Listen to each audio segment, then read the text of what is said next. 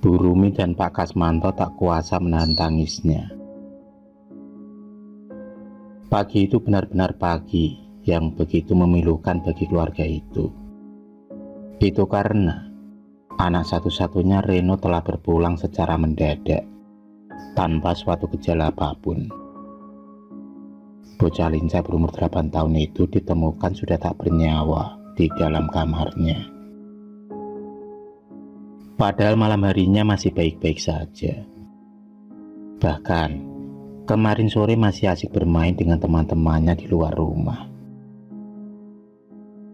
Warga yang mendengar kabar berita duka itu lewat siaran speaker masjid segera berbondong-bondong untuk berbelasungkawa.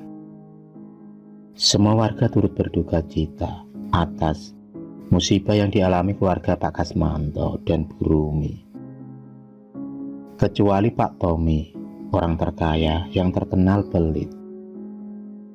Dari kejauhan dia tampak tersenyum sinis akan musibah yang menimpa tetangganya itu. Meski Pak Tony sendiri sebenarnya masih kerabat dari Pak Kasmanto, tapi Pak Tommy tak mengakuinya sebagai saudara. Perbedaan kastalah yang membuat jurang silaturahmi itu terputus. Sifat sombong yang dimiliki Pak Tommy membuat dia kurang disegani oleh masyarakat. Tak terasa, sudah 7 hari Reno meninggalkan ayah dan ibunya. Mereka berusaha ikhlas dan tawakal.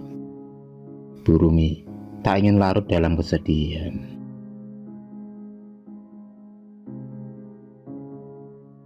Malam itu, selesai tahlilan, Bu Rumi bermaksud merapikan kamar anaknya. Tanpa sengaja, dia mendapatkan uang 2 lembar ratusan ribu yang terselip di dalam buku tulisnya. Dari mana Reno punya uang sebanyak ini? Bu Rumi bertanya di dalam hati, karena dia tahu anaknya tak mungkin punya uang sebanyak itu. Bu Rumi segera menyimpan uang lembaran ratusan itu di dalam almari bajunya dan berniat akan bertanya kepada suaminya esok pagi. Pagi pun menjelang. Suara yang berkokok berbunyi nyaring di belakang rumah. Sambil membawa uang 200 ribu, Bu Rumi bertanya kepada Pak Kasmanto. Tapi jawaban suaminya itu hanya menggelengkan kepala. Tentu saja, Bu Rumi percaya karena Pak Kasmanto sendiri orang yang terkenal akan kejujurannya. Maka tak heran kalau dia sebentar lagi diangkat sebagai bendahara desa. 1 tahun pun berlalu. Pagi itu, warga dikagetkan dengan siaran orang meninggal. Dan laki-laki orang yang meninggal ini tanpa sebab. Hal itu mengingatkan Pak Kasmanto kejadian 1 tahun yang lalu akan meninggalnya Reno. Mungkin hal yang wajar bagi sebagian orang, karena orang yang meninggal ini punya riwayat penyakit jantung. Bisa saja dia meninggal karena serangan jantung yang mendadak. Tapi keanehan pun terjadi ketika istrinya bercerita kalau sebelum meninggal, Pak Karto tak sengaja mendapatkan uang yang tergeletak di tepi jalan. Uang yang berjumlah 200 ribu itu kemudian diberikan kepada istrinya. Dia beranggapan kalau uang itu adalah rezeki dari Allah. Belum sempat istri Pak Karto memakai uang tersebut, Pak Karto sudah meninggal. Dari cerita istri Pak Karto itulah banyak warga yang beranggapan kalau uang tersebut adalah uang yang biasanya untuk uang tumbal.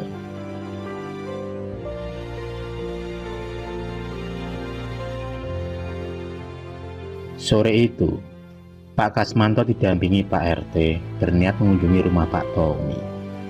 Mereka akan meminta sedikit sumbangan untuk perbaikan masjid desa. Rumah yang begitu megah dengan cat tembok hijau terang itu tampak begitu besar dibanding rumah warga yang lain. Tapi meski rumah mewah bergaya modern itu besar, tak jarang banyak warga seolah mencium bau busuk di dalamnya. Tibalah Pak Kasmanto dan Pak RT di depan pintu. Kebetulan kali ini Pak Tommy sendiri yang membukakan pintu. Wajah sinis pun terpancar dari wajah Pak Tommy. Seakan dia tahu kalau kedatangan Pak Kasmanto dan Pak RT untuk meminta uang sumbangan. Dengan berlagak sombong, Pak Tommy mengatakan kalau di rumahnya lagi tak ada uang cash. Sebenarnya mereka sangat malas datang ke rumah Pak Tommy karena mereka tahu sifat pelitnya Pak Tommy. Jangankan uang, segelas air putih saja tak keluar. Bukannya dihormati sebagai ketua RT, mereka malah diusir seperti pengemis. Hal itu tentu saja membuat geram Pak RT yang notabene keras kepala. Malam itu, Nyi Sumi tak lain pembantu di rumah Pak Tommy. Tak sengaja masuk ke kamar razia majikannya. Nyi Sumi melihat Pak Tommy sedang bersemedi sambil membacakan mantra yang entah apa itu. Karena takut, Nyi Sumi langsung pergi dari tempat itu. Meski sudah bertahun-tahun Nyi Sumi bekerja di rumah Pak Tommy, baru kali ini dia masuk ke dalam kamar tersebut. Karena memang Nyi Sumi bekerja paruh waktu dan dia akan pulang setelah makan malam selesai. Karena ada suatu hal, malam itu Nyi Sumi pulang agak larut. Nyi Sumi memilih merahasiakan kejadian malam itu karena dia takut kalau dipecat oleh Pak Tommy. Hingga tibalah hari di mana para warga berkumpul di masjid untuk menghadiri acara peresmian masjid baru di desa. Acara itu sendiri berlangsung sangat khidmat dengan adanya tausiah seorang ustadz dari kota. Dari situlah banyak warga yang mempertanyakan perihal uang tumbal atau uang basangan. Dari situ Ustadz juga tahu kalau setiap akhir tahun banyak warga yang meninggal secara mendadak. Sebelum mengakhiri acara tausiahnya, Pak Ustadz memberi saran agar siapa saja yang mendapat uang tumbal harap langsung disumbangkan ke yayasan atau dipaku di atas pintu. Dari si tausiah tersebut sangat berimbas kepada Pak Tommy. Tak ada uang yang diambil oleh para warga. Sedangkan akhir bulan harus ada tumbal yang dipersembahkan untuk buto hijau. Marah, geram, sudah tak ada lagi warga yang menjadi mangsa buto hijau. Di sisi lain, Pak Tommy tak mau jatuh miskin. Dalam kebingungannya, Pak Tommy mengarah pada Nyi Sumi yang sedang menyapu halaman. Sudah reot, pasti warga tak ada yang tahu kalau dia aku jadikan tumbal, guman Pak Tommy. Malam pun tiba. Malam itu Nyi Sumi merasa heran karena tak biasanya majikannya bersikap baik.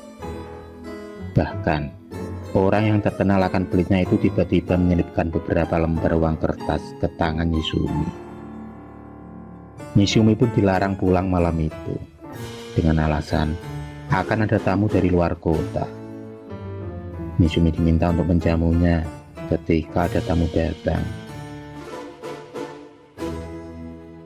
Nyi Sumi hanya bisa menganggukkan kepala tanpa curiga ada maksud terselubung di baliknya. Jam menunjukkan pukul 11 malam, tapi tamu yang dimaksud Pak Tommy belum juga datang. Hingga Nyi Sumi pun tertidur di sofa ruang tamu. Tiba-tiba Nyi Sumi menjerit minta tolong karena di depannya telah berdiri sosok raksasa dengan taring dan mata yang melotot. Di sisi lain, Pak Tommy duduk bersila di kamar rahasianya sambil melihat kuali besar yang berisikan air dan bunga-bungaan. Dari situ Pak Tommy bisa melihat siapa saja orang yang akan dijadikan tumbal pesugihannya. Sementara itu Nyi Sumi masih berjuang dengan maut. Sambil terus beristighfar, dia selalu bermunajat kepada Allah, mohon keselamatan. Dan atas izin Allah, Nyi Sumi berhasil melarikan diri dengan cara menancapkan bambu kuning tepat di mata buta hijau itu. Bambu kuning sengaja selalu dibawanya kemana-mana dan diselipkan di bajunya.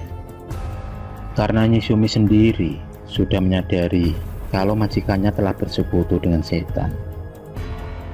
Atas dasar budi pekerjaan, dia masih bertahan hingga 3 tahun lamanya.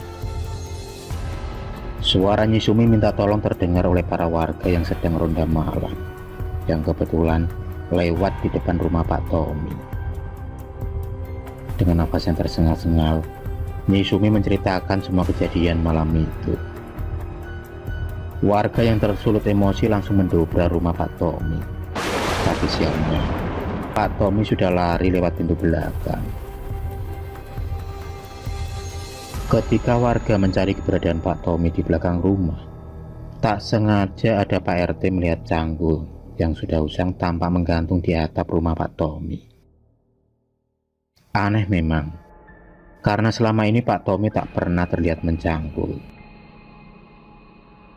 Keesokan paginya, Pak RT dan para warga memanggil seorang kiai dan guru spiritual. Dari situlah mereka menyimpulkan bahwa kematian yang secara tiba-tiba yang dialami oleh para warga adalah ulah dari Pak Tommy yang mempersembahkannya sebagai tumbal pesugihan buta hijau. Pantas saja, uang selalu mengalir meski Pak Tommy seorang pengangguran. Emosi warga sudah tak dapat terbendung lagi. Secara serentak, mereka kemudian membakar rumah Pak Tommy serta mengobrak-abrik tempat ritualnya. Sampai sekarang tak diketahui keberadaan Pak Tommy. Pak Tommy seperti hilang di telan bumi. Bahkan ada yang bilang kalau Pak Tommy itu sudah mati. Ada yang bilang kalau Pak Tommy sudah dijadikan mangsa buta hijau. Karena malam itu buta hijau itu gagal memangsa Nyi Sumi. Berita itu pun dibenarkan oleh seorang dukun yang mengaku sebagai juru kunci Gunung Salak, sekaligus orang yang mengantar Pak Tommy menuju tempat ritual pertama kali meminta pesugihan.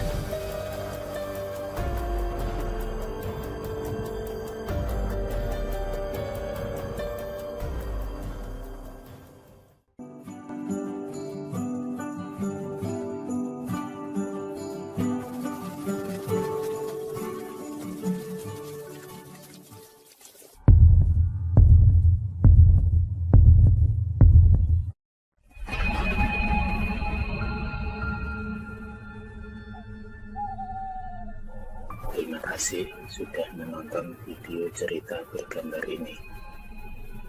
Klik subscribe untuk terus mendapatkan video-video cerita bergambar selanjutnya. Semangat berkarya.